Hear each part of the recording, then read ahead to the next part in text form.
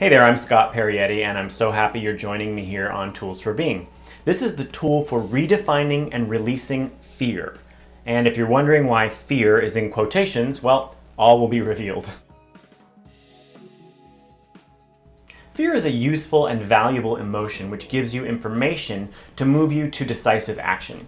For example, if you're driving along a quiet country road and suddenly an 18-wheeler comes barreling towards you in your lane, fear is the appropriate and necessary response because it gives you the impulse to do something to protect yourself, like swerve out of the way. Fear is what calls you into quick action in response to a clear and present danger.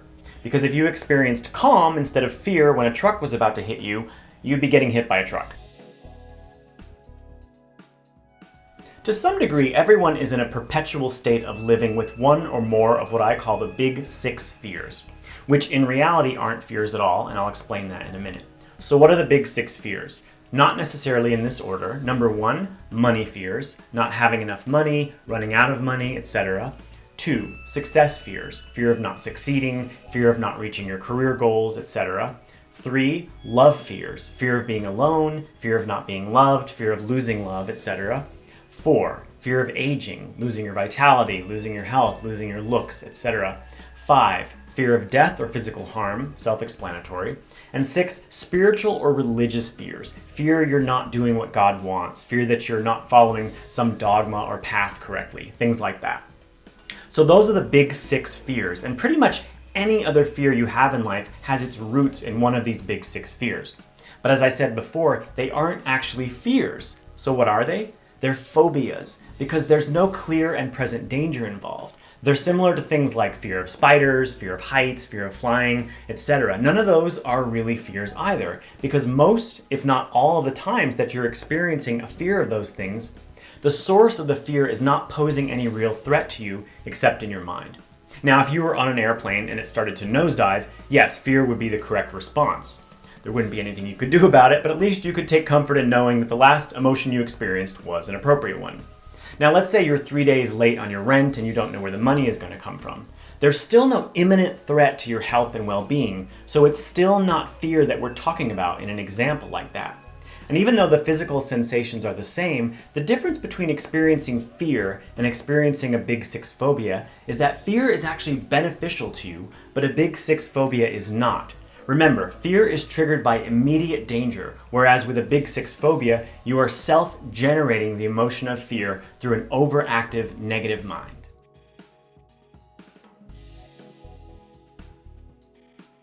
The big six phobias are the result of an overly programmed negative mind, which sees only the small picture of life and views survival as its main goal. It sees negative things happening to other people, or it remembers something bad that happened to you in the past, and it decides that you are in danger of the past repeating itself, or of someone else's bad fortune happening to you. The negative mind works only on the level of lack and limitation. It doesn't have the ability to connect to the higher level of spirit and universal intelligence to understand that life is always conspiring in your favor.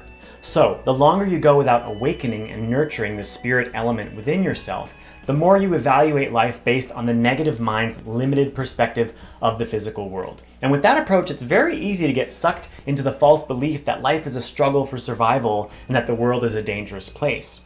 The spirit aspect of you understands that there is a bigger picture, and it can stay centered in that reality as long as you nurture it regularly. But if you don't, then the negative mind ends up running the whole show.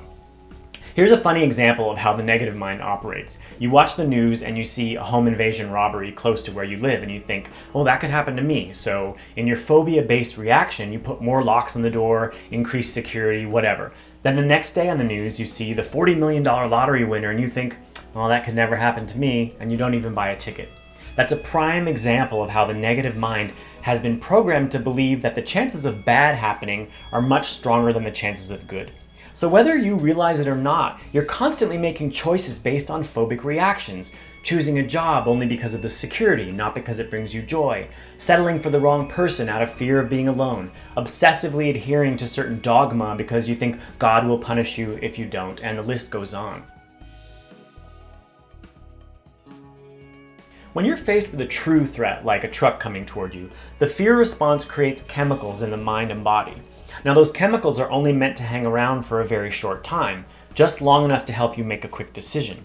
But when you're stuck in a big six phobia, you are self-generating the emotion of fear when there's no imminent danger, and therefore you're constantly producing those fight or flight chemicals, which then linger inside you much longer than they're supposed to, becoming toxic to your heart, your brain, and your nervous system. Now, there's an interesting paradox here. Everyone wants money, success, love, youthful vitality, long life, and spiritual liberation. And why do we want them? Because of the feelings of joy and bliss and freedom they bring. But we get so wrapped up in the pursuit of them and the fear of not having them that the chemical responses we create in our minds and bodies actually harm our health and destroy the possibility of long-term joy, bliss, and freedom. And furthermore, you're always internally connected to spirit and universal intelligence, whether you know it or not. So you have that guidance available to you at all times, and it's always gently guiding you toward solutions and toward peace and happiness. But if you're constantly flooding your brain with fight or flight chemicals, that guidance gets blocked so you can't receive it. And as a result, you make decisions based on phobic reactions rather than clarity. And when you make decisions out of that self-generated fear, those usually are not good decisions and don't lead to good results.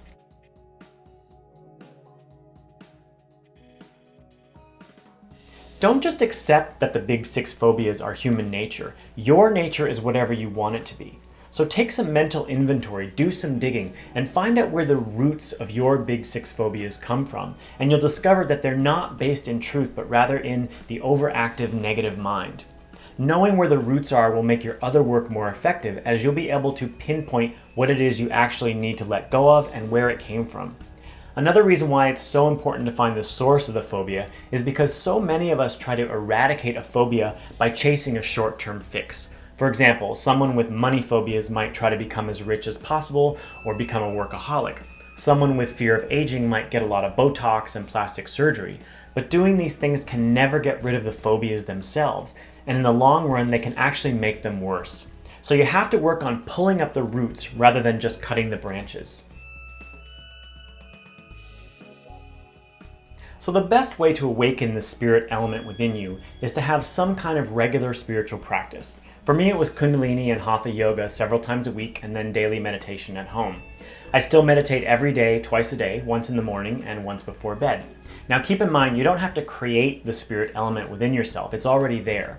And what a spiritual practice does is break down the barriers inside you that block you from experiencing it. Another thing that a spiritual practice does is teach you how to be in the present moment. Because in the present moment, a big six phobia cannot exist because it's fueled by a negative projection into the past or into the future.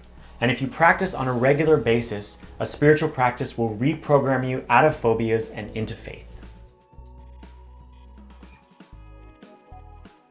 It's very difficult, if not impossible, to just drop a big six phobia cold turkey. The real work is developing faith, because the more faith you develop, the more those phobias gradually disappear on their own. My own personal journey has been of this nature, and with each instance where I was able to quiet my mind rather than succumb to a fear or phobia, I was guided to a solution, and as a result, I gradually moved to a place of pure faith and zero doubt in all situations. Admittedly, this is not something I can tell you will happen overnight. We live in this time where technology has conditioned us to expect instant results in everything, but spirit and faith don't work on that level, so it requires patience, stillness, and perseverance. A friend of mine was recently having some phobias coming up around the subject of money, and I suggested to her that she had taken enough action to try to bring in more money, and that now her only work should be not freaking out, no matter what. There is huge power in not freaking out because it creates a steadiness and a centeredness that allows you to hear your inner guidance and to be led to the solution. The truth is that all the things you consider good in life are always wanting to come to you, but they can't find you if you're always in a state of worry, panic, and reactivity. And as I've previously mentioned, the majority of the time, it's not a clear and present danger you're reacting to. You're reacting to false programming by the negative mind to an imagined fear. So practice not freaking out. Some time ago, I had a really difficult year financially, and I was literally at a zero balance in my bank account. However, at this time in my life, I already had a strong practice of not freaking out and staying in faith. So after I took any action I was inspired to take, all I did was not freak out, increase my meditation time, and just stayed centered. And I have to tell you that within 6 weeks, money started coming in and I ended up having the best year of my life financially ever. And so many other amazing blessings and manifestations also came my way in the year that followed. So what does gratitude have to do with releasing the big 6 phobias? Well, as we've already established, those phobias are the result of an overactive negative mind. And what gets programmed through gratitude? The positive mind.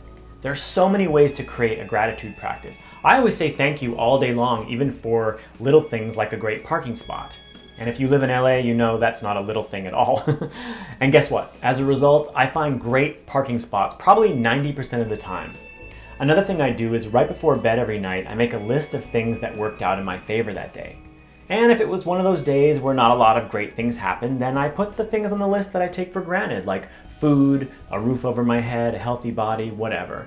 It doesn't matter how you do it, it's just a practice to program the positive mind and get you out of the habit of focusing on what you don't have or what's wrong with the world.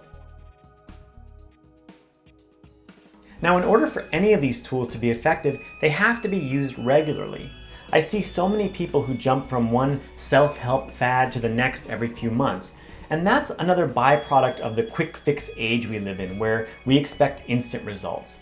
But the real key to results is to take simple but powerful tools like the ones I've given here and make them part of your daily life, just like brushing your teeth or showering. At least I hope those things are part of your daily life. I sincerely hope you find value in what I've shared here today, and please feel free to contact me with questions, comments, or feedback. Be well and keep it light.